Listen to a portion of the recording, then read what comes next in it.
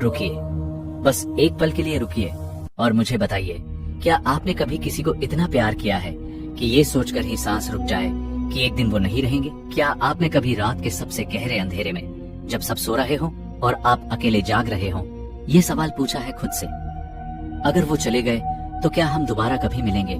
ये सवाल छोटा नहीं है, ये सवाल इंसान के दिल की सबसे गहरी तकलीफ से उठता है। और आज इस वीडियो में मैं आपको वो जवाब दूंगा जो शायद आपने पहले कभी इस तरह नहीं सुना। शिव महापुराण और संतों की वाणी में एक ऐसा रहस्य छुपा है जो बताता है कि क्या मृत्यु सच में दो आत्माओं को अलग कर सकती है या प्रेम उससे भी बड़ा होता है। पूरा वीडियो देखिए, क्योंकि आगे जो रहस्य खुलने वाला है वो आपके जीवन को देखने का नजरिया हमेशा के लिए बदल देगा। हजारों साल पहले की बात है, हिमालय के किसी शांत और निर्जन कोने में एक महान ऋषि तपस्या कर रहे थे। उनका नाम था महर्षि शौनक।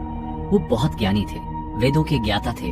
उन्होंने जीवन की बहुत सारी गुत्थियां सुलझाई थी। लोग दूर दूर से उनके पास आते थे अपने प्रश्नों के उत्तर लेने, लेकिन एक सवाल था जो खुद उनके सीने में पत्थर की तरह धंसा हुआ था। उन्होंने देखा था एक बार गांव में एक बूढ़ा आदमी अपनी पत्नी की अर्थी के पीछे चल रहा था। उसके कदम लड़खड़ा रहे थे, आंखों से आंसू नहीं, बस एक खालीपन था। वो रो भी नहीं सकता था, क्योंकि जब दर्द बहुत ज्यादा हो जाता है तो आंसू भी जवाब दे देते हैं।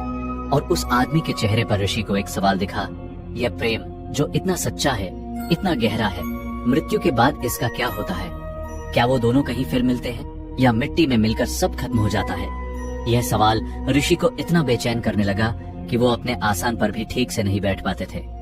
रात को ध्यान में बैठते तो वो बूढ़े का चेहरा आ जाता, भोर में जब करते तो वो सवाल उठ खड़ा होता। अंततः उन्होंने एक निर्णय किया, वो कैलाश पर्वत की ओर चल पड़े, महादेव के पास, क्योंकि अगर इस सवाल का जवाब किसी के पास है तो वो सिर्फ महाकाल है, जो काल के भी स्वामी है, जो मृत्यु को भी जानते हैं और जो प्रेम को भी। यहाँ एक पल रुकते हैं, क्योंकि ये सवाल सिर्फ उस ऋषि का नहीं था, ये आपका भी है, मेरा भी है। एक बेटा अपनी माँ की चारपाई को देखकर सोचता है, क्या तुम कहीं हो माँ? क्या तुम मुझे देख रही हो? एक पत्नी अपने पति की कमीज को सीने से लगाकर पूछती है, क्या तुम्हें मेरी याद आती है? एक बूढ़ा पति रोज सुबह उस कमरे में जाता है जहाँ उसकी पत्नी की तस्वीर रखी है और बस देखता रहता है, कुछ नहीं कहता, बस देखता है। यह सवाल कमजोरी नहीं है, यह प्रेम की सबसे ऊंची आवाज है। और हमारे शास्त्रों ने, हमारे संतों ने, हमारे महादेव ने इस आवाज को सुना और जवाब दिया। तो आइए उस जवाब को सुनते हैं।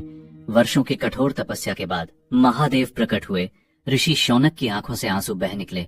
उन्होंने कांपते हाथों से प्रणाम किया और पूछा, भोलेनाथ, इस संसार में पति पत्नी जन्मों भर साथ रहते हैं, एक दूसरे के बिना जीना नहीं जानते, तो क्या मृत्यु के बाद उनका प्रेम खत्म हो जाता है? क्या वो हमेशा के लिए बिछड़ जाते हैं? महादेव मुस्कुराए। वो मुस्कुराहट जो तब आती है जब कोई सच में सही सवाल पूछे। और फिर उन्होंने कहा, मुनिवर, इस संसार में दो तरह के संबंध होते हैं, एक जो शरीर से बनते हैं और दूसरे जो आत्मा से बनते हैं। जो शरीर से बनते हैं वो शरीर के साथ खत्म हो जाते हैं, लेकिन जो आत्मा से बनते हैं उन्हें मृत्यु छू भी नहीं सकती। जरा सोचिए इस बात को। हम सोचते हैं कि प्रेम आंखों से होता है, हाथों से होता है, आवाज से होता है, लेकिन महादेव कह रहे हैं असली प्रेम तो आत्मा से होता है और आत्मा कभी मरती नहीं। फिर महादेव ने एक बात और कही जो बहुत जरूरी है। उन्होंने कहा, लेकिन मुनिवर, यह हर किसी के साथ नहीं होता। जिनका संबंध सिर्फ स्वार्थ पर टिका हो, जहाँ अहंकार हो, छल हो, क्रोध हो, वहाँ प्रेम की जड़ें गहरी नहीं होती। और जब मृत्यु आती है वो आत्माएं अलग अलग दिशाओं में निकल जाती हैं, जैसे धुआं हवा में बिखर जाता है। ये सुनकर रुकिए अभी, इसी पल अपने रिश्ते के बारे में सोचिए। क्या वो रिश्ता आत्मा का है या सिर्फ शरीर का? क्या उसमें गहराई है या सिर्फ आदत? महादेव ने एक कहानी सुनाई। एक गांव में एक जोड़ा रहता था। पति का नाम था गंगाधर, पत्नी का नाम था रामकली।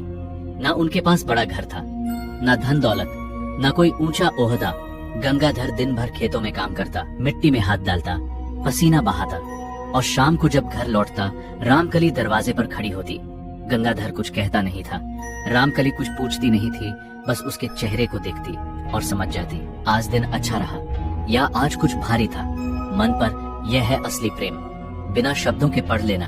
जब रामकली किसी बात से परेशान होती, गंगाधर उसके पास बैठ जाता, बस बैठ जाता, कुछ नहीं कहता, बस होता वहाँ। क्योंकि कभी कभी साथ होना ही काफी होता है। हर सुबह दोनों मिलकर भगवान का नाम लेते, एक दीपक जलाते और एक दूसरे के लिए प्रार्थना करते। यही उनकी दिनचर्या थी।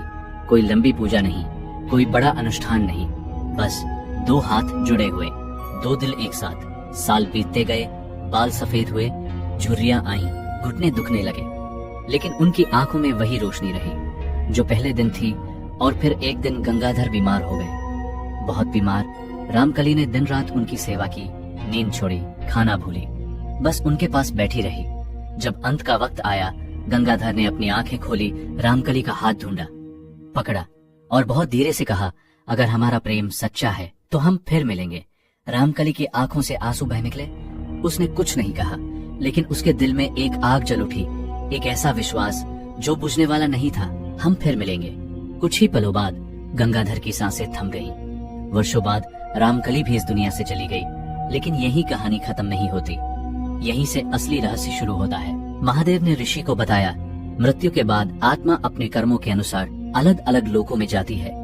यह यात्रा हर आत्मा की अलग होती है। कुछ आत्माएं जल्दी नया जन्म ले लेती हैं, कुछ सूक्ष्म लोकों में समय बिताती हैं अपने कर्मों का हिसाब चुकाते हुए, और कुछ अपने अधूरे मोह के कारण यही आसपास भटकती रहती है। लेकिन एक बात सबके लिए सच है, जिन आत्माओं के बीच सच्चा प्रेम होता है, उनके बीच एक सूक्ष्म धागा बना रहता है। ये धागा दिखता नहीं, तराजू पर नहीं तोला जा सकता, किसी यंत्र से नापा नहीं जा सकता, लेकिन ये होता है और ये टूटता नहीं। महादेव ने इसे एक सुंदर उदाहरण से समझाया। जब दो दीपक एक ही कमरे में जलते हैं, उनकी रोशनी मिली होती है। जब एक बुझ जाता है तो दूसरा उसकी गर्मी अपने भीतर समेट लेता है, वो उसका हिस्सा बन जाती है। ऐसे ही जब एक आत्मा इस दुनिया से जाती है, उसका प्रेम दूसरी आत्मा में कहीं गहरे समा जाता है, और वो प्रेम उन्हें समय के किसी अगले मोड़ पर फिर एक दूसरे की ओर खींचता है। गंगाधर और रामकली का यही हुआ। उनकी आत्माएं अलग अलग लोकों में गई, अलग अलग रास्तों पर चली, लेकिन वो सूक्ष्म धागा, वो प्रेम का अदृश्य बंधन कभी टूटा नहीं। और कई वर्षों बाद उसी क्षेत्र में दो आत्माओं ने फिर से पृथ्वी पर जन्म लिया। दो अलग अलग परिवारों में, दो अलग अलग घरों में वो बड़े हुए।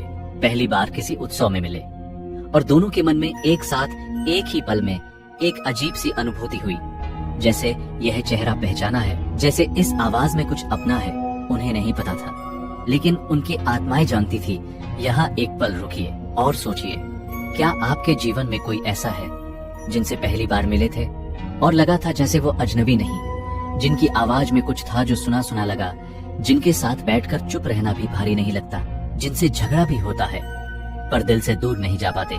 अगर हाँ, तो शायद ये पहली मुलाकात नहीं है, शायद ये एक पुरानी यात्रा का नया पड़ाव है। आत्माएं रास्ता जानती है, हमें बस उन पर भरोसा करना होता है। अब यहाँ ऋषि शौनक ने वही सवाल पूछा जो आप भी शायद पूछना चाहते हैं, महादेव, क्या ये हर पति पत्नी के साथ होता है?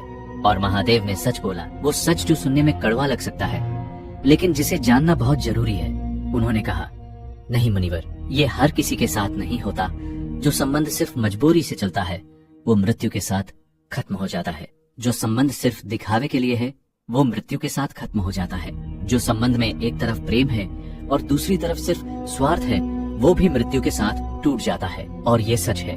हम सब जानते हैं कि दुनिया में कुछ रिश्ते ऐसे होते हैं जो सिर्फ नाम के होते हैं, जिनमें दो लोग साथ रहते हैं लेकिन वास्तव में अकेले होते हैं। लेकिन जिस संबंध में दोनों तरफ त्याग है, जिसमें एक दूसरे की आत्मा को समझने की कोशिश है, जिसमें भगवान का नाम साथ लिया जाता है, जिसमें माफ करना आता है, सच में माफ करना दिल से, जिसमें झगड़े भी होते हैं लेकिन रात को सोने से पहले दिल साफ हो जाता है, जिसमें एक दूसरे की खुशी अपनी खुशी से बड़ी लगती है, वो संबंध मृत्यु से बड़ा होता है। अब जरा ईमानदारी से सिर्फ खुद से पूछिए, आपका रिश्ता किस तरफ है? क्या आपने अपने साथी को आज बताया कि आप उनसे कितना प्यार करते हैं? क्या आपने उनकी कोई छोटी सी जरूरत बिना कहे पूरी की आज? क्या आपने आज उनके लिए भगवान से प्रार्थना की? अगर नहीं, तो अभी भी वक्त है, अभी भी। महादेव ने ऋषि को एक और गहरी बात बताई, मुनिवर, आत्माओं का मिलन केवल भावना से नहीं होता, वो कर्मों की पवित्रता से भी जुड़ा है। ये बहुत महत्वपूर्ण बात है। हम सोचते हैं कि बस दिल में प्रेम होना चाहिए, लेकिन महादेव कह रहे हैं प्रेम के साथ कर्म भी देखा जाता है। अगर आपने अपने जीवन साथी को दुख पहुंचाया है, अगर आपने उनका विश्वास तोड़ा है, अगर आपने उन्हें वो सम्मान नहीं दिया जिसके वो हकदार थे, तो वो घाव आत्मा पर पड़ते हैं और वो घाव उस धागे को कमजोर करते हैं। लेकिन बहुत बड़ा है, अगर आप अपनी गलती को समझे माफी मांगे, और बदलने की कोशिश करें तो वो धागा फिर से मजबूत हो सकता है। महादेव ने कहा, संसार में सबसे बड़ी शक्ति क्षमा है। जब एक आत्मा दूसरी आत्मा को सच्चे दिल से माफ करती है तो वो बंधन और भी गहरा हो जाता है, क्योंकि तब वो प्रेम परिपक्व हो जाता है, मजबूत हो जाता है, और ऐसा प्रेम जन्मों तक साथ चलता है। संतों ने कहा है, गृहस्थ जीवन भी एक तपस्या है।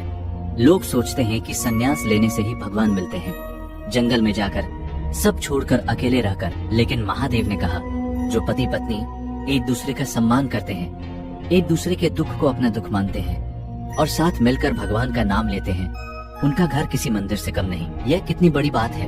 हम मंदिर जाने के लिए घर से निकलते हैं, लेकिन महादेव कह रहे हैं, अगर घर में प्रेम है, सम्मान है, करुणा है, तो भगवान वही है, आपके घर में, आपके आंगन में, आपके उस रिश्ते में। महादेव ने यह भी कहा, इस संसार में जब भी आपको किसी से मिलकर ऐसा लगे जैसे ये मुलाकात पहली नहीं है, जैसे इस चेहरे में कुछ जाना पहचाना है, तो समझिए ये आत्माओं की पुरानी पहचान है। यह संयोग नहीं होता, ये कर्मों का, प्रेम का, जन्मों का हिसाब होता है। तो यही था वो रहस्य जो महादेव ने उस ऋषि को बताया, जो आज मैं आपको बता रहा हूँ। मृत्यु शरीर को अलग कर सकती है, लेकिन सच्चे प्रेम को नहीं, आत्माओं के बंधन को नहीं। बस एक शर्त है, वो प्रेम सच्चा होना चाहिए, उसमें त्याग होना चाहिए, उसमें क्षमा होनी चाहिए, उसमें क्षमा होनी चाहिए, उसमें क्षमा होनी चाहिए, और उस प्रेम के बीच भगवान का नाम होना चाहिए। अगर यह है आपके रिश्ते में, तो ना मृत्यु अलग कर सकती है, न समय, न कोई भी शक्ति इस जगत में। आज घर जाइए, अपने जीवन साथी को देखिए और मन ही मन कहिए, तुम मेरी आत्मा के साथी हो, इस जन्म में भी और अगले जन्म में भी। बस इतना काफी है। जय श्री हरि विष्णु, जय श्री महाकाल।